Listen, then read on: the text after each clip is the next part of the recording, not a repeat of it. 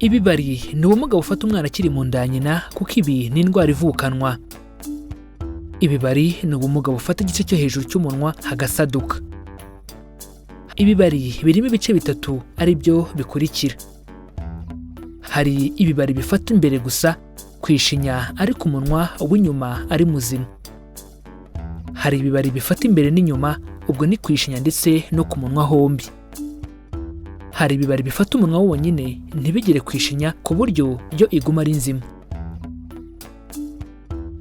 Kimwe n'ubundi bumuga ku kiremwa muntu, ibibari bitera ipfunwe umuntu wabivukanye, nyamara n'ubumuga bukosorwa umuntu agakira neza, by'umwihariko iyo avuwe hakiri kare cyane cyane akiri muto kuko ni indwara ivukanwa. Buri mwaka ubushakashatsi bwerekana ko umwana umwe mu bana 700 avukana ibibari.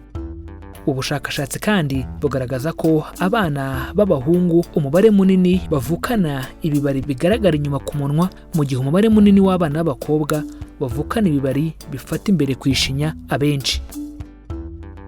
Gusa ibi ntibikuraho ko yaba umuhungu cyangwa umukobwa, ubushakashatsi bugaragaza ko indwara y'ibibari ikunze kwisibasira cyane abana b'abirabura kuruta ab'abazungu.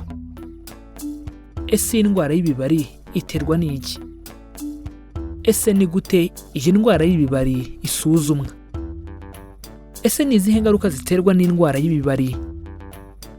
Ese iyi ndwara y'ibibari igira umuti? Ibi nibyo tugiye kubaganirizaho mu kiganiro amagara n'ubukungu cya none.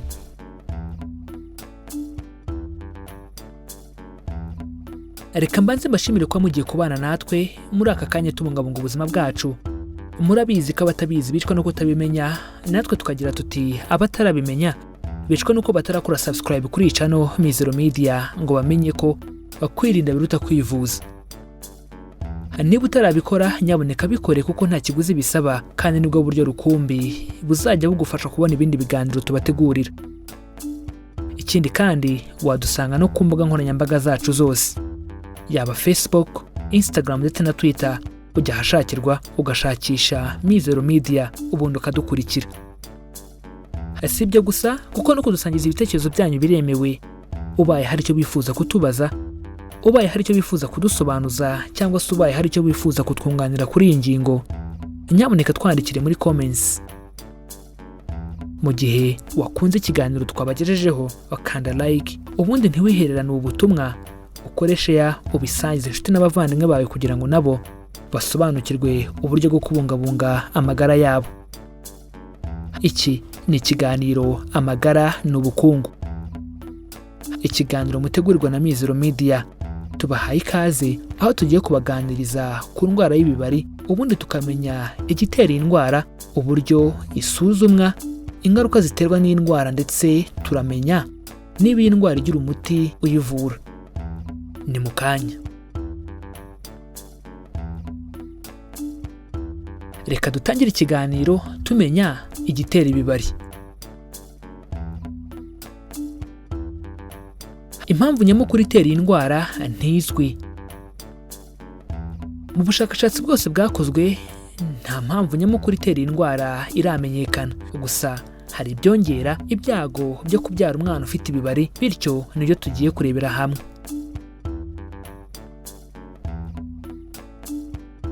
Kuba mu muryango wanyu cyangwa se mu mufitanye isano ya hafi harimo abivukanye ni kimwe mu byongera ibyago byo kubyara umwana ufite ibibari. Imiti umubyeyi yafashe mbere yo gutwita cyangwa se atwite inda ntoya ni kimwe mu byongera ibyago byo kubyara umwana ufite ibibari. Bityo imwe muri iyo miti twavuga imiti yo kuboneza urubyaro, imiti y'igicuri, methotrexate, ndetse n'imiti irimo akitane ivura ibiheri. Gusa nyaboneka tubyumve neza ko turi kuvuga ibishobora kongera ibyago byo kubyara umwana ufite ibibari, ntituri kuvuga ibitera indwara nyirizina. Ikindi gishobora gutuma ibyago byo kubyara umwana ufite ibibari byiyongera ni ukurwara indwara ziterwa na virusi mu gihe utwite inda ntoya.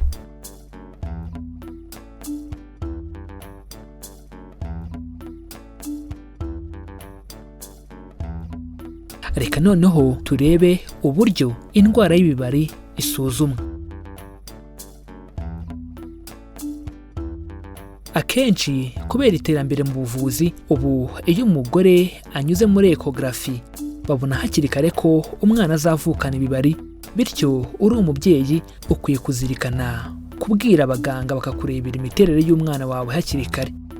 Gusa nanone iyo bidashobotse icyo gihe, iyo umwana akivuka bihita biboneka kuko ibi bidakenera ubundi buhanga cyangwa se ibindi byuma bipima, amaso ya muntu arabibona. Subaka ntitwagasubiramo, reka ngasubiremo kugira ngo tukumve neza. Akenshi kubera iterambere ry'ubuvuzi, ubu iyo umugore anyuze muri ekogarafi babona hakiri kare ko umwana azavukana ibibari, bityo uri umubyeyi ukwiye kuzirikana kubwira abaganga bakakurebera imiterere y'umwana wawe hakiri kare. Gusa nanone iyo bidashobotse icyo gihe, iyo umwana akivuka bihita biboneka kuko ibi ni ibintu bidakenera ubundi buhanga cyangwa se ibindi byuma bipima, amaso ya muntu arabibona. Reka twibutse ababyeyi kubikurikirana hakiri kare. Noneho reka turebe ingaruka zo kugira ibibari. Umwana avukanye ibibari iyo atavuwe cyangwa se umuryango we ngo umukurikirane hakiri kare, umwana agira ibindi bibazo binyuranye bitewe no kugira ibibari. Ingaruka ya mbere umwana avukanye ibibari agira ni ikibazo mu kurya. Kubera ko ishinya yo hejuru iba isadutse, ibyo kurya no kunywa bishobora kuva mu kanwa byinjira mu mazuru. Gusa muri iki gihe ubu hari amacupa yabugenewe atuma ibyo uha umwana bitayobera mu mazuru. Ingaruka ya kabiri umwana wavukanye ibibari agira ni indwara z'amatwi no kutumva neza. Abana barwaye ibibari baba bafite ibyago byo kurwara indwara ziterwa na mikorobe mu matwi, kuko umuyoboro uhuza umunwa n'amatwi n'amazuru uba urangaye, bityo ibi byatuma mikorobe zinjira byoroshye. Kandi niyo mpamvu ari byiza gusuzumisha imyumvire ye byibuze buri mezi 6, ubwo ni 2 mu mwaka cyangwa se kenshi bitewe n'ubushobozi bw'umuryango. Ingaruka ya gatatu umwana wavukanye ibibari agira ni ikibazo cyo kuvuga. Nubwo ibibari bidafata inkabura z'amajwi, ariko inyuguti zimwe na zimwe nk'inyamwinyo, umwana urwaye ibibari ntiyabasha kuzivuga. Izi ni fa ndetse na va, ngira ngo murumva ukuntu zivugitse. Nubwo ibibari bidafata inkabura z'amajwi, ariko inyuguti zimwe na zimwe nk'inyensongashinya umwana urwaye ibibari ntiyabasha kuzivuga. Izo ni nka ta, da, sa, za, tsa, na ndetse na ra. Nubwo ibibari bidafata inkabura z'amajwi, ariko inyuguti zimwe na zimwe nk'inyamenyo umwana urwaye ibibari ntiyabasha kuzivuga.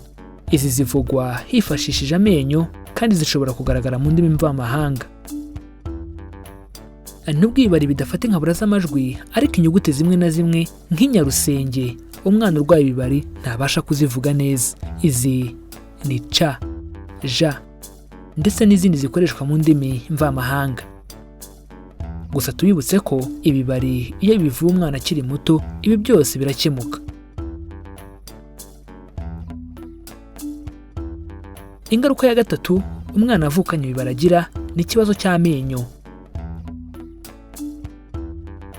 Kuko ibibari bifata ishinya, birumvikana ko ahangiritse ntihamera iryinyo cyangwa se amenyo.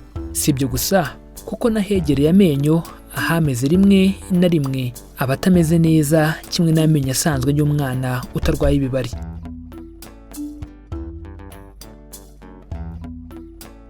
Ese ni uwuhe muti w'ibibari mu gihe umwana yamaze kubivukana?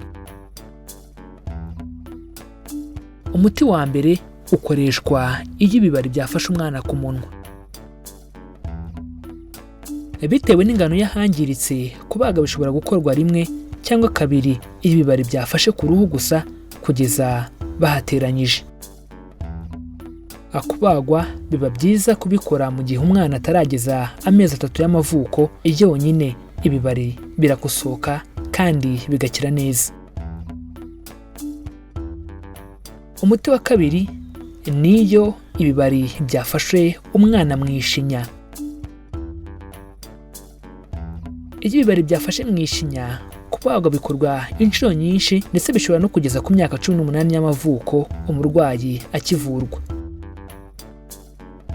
Ariko naho nanone biba byiza gutangira kubibaga umwana afite hagati y'amezi 6 na 12 bakagenda basana gake gake.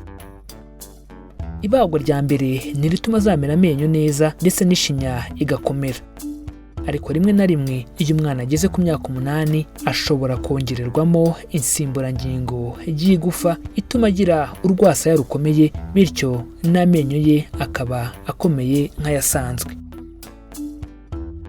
Ukurikije gahunda yahawe na muganga, umurwayi agenda abagwa kugeza ageze mu maso heza, umuntu uteye neza ndetse yanavuga ntube wamenya ko yigeze agira uburwayi bw'ibibari.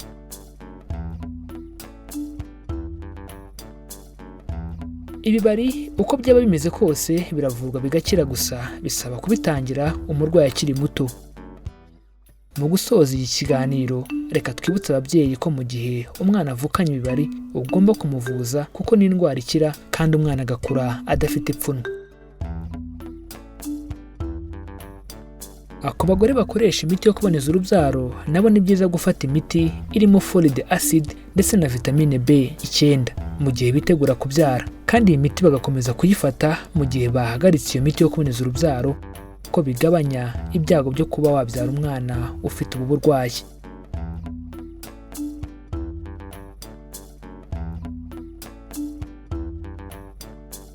Reka tubashimire kuba mwafashe akanya mukabana natwe tubungabunga ubuzima bwacu, aho twabaganirizaga ku ndwara y'ibibari, bityo tumaze kumenya igitera indwara, uburyo ibibari bisuzumwa, ingaruka ziterwa n'indwara, ndetse tumenye n'uburyo iyi ndwara ivurwa. Reka dusoze mbibutsa ko baca umugani mu Kinyarwanda bati abatabizi bicwa no kutabimenya, natwe tukagira tuti abatarabimenya bicwa nuko batarakora subscribe kuri iyi channel Mizero Media ngo bamenye ko kwirinda biruta kwivuza. Niba utarabikora nyabuneka bikore kuko nta kiguzi bisaba, kandi nubwo buryo rukumbi buzajya bugufasha kubona ibindi biganiro tubategurira. Ikindi kandi wadusanga no ku mbuga nkoranyambaga zacu zose, Facebook, Instagram ndetse na Twitter, ujya hashakirwa ugashakisha Mizero Media ubundi ukadukurikira. Asibye gusa kuko no kudusangiza ibitekerezo byanyu biremewe, ubaye hari icyo bifuza kutubaza, ubaye hari icyo bifuza kudusobanuza, cyangwa se ubaye hari icyo bifuza kutwunganira kuri iyi ngingo, nyabuneka twandikire muri comments. Mu gihe bakunze ikiganiro tumaze kubagezaho, kanda like, ubundi ntiwihererane ubu butumwa, kora share, ubusangize inshuti n'abavandimwe bawe kugira ngo nabo basobanukirwe uburyo bwo kubungabunga amagara yabo. Iki cyari ikiganiro Amagara n'Ubukungu, ikiganiro mutegurwa na Mizero Media. Amahoro y'Imana abane namwe, kandi tubifurije kwirinda mbere yo kwivuza.